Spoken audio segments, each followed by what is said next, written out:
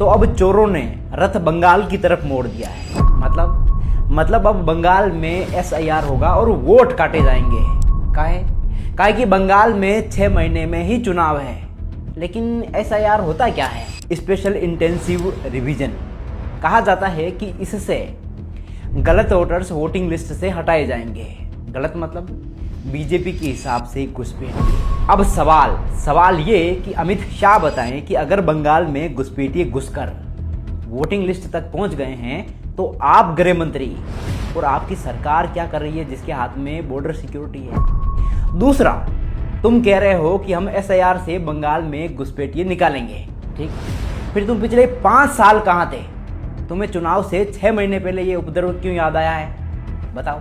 तीसरा, ममता बनर्जी कह रही है कि वह 95 साल का बुजुर्ग ये साबित करते करते मर गया कि वे बंगाल का नागरिक है, क्योंकि उसे नागरिकता साबित करने के लिए इतना सताया गया था। क्यों भाई संगियों, तुम्हें ये SIR एंड ऑल उन्हीं स्टेट्स में क्यों याद आते हैं जहां तुम सरकार में आना चाहते हो?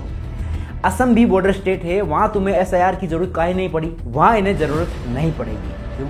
क्योंकि वहां इनकी सरकार है, वहां सब चंगासी। तो कुल जमा हिसाब ये कि किसी भी राज्य में शासन करने वाली विपक्ष की सरकार के वोट काटकर उस सरकार को हटाने के लिए 2 गुजराती घुसपैठियों की घुसपैठ का नाम है SIR, और अब ये घुसपैठ बंगाल में होने वाली है।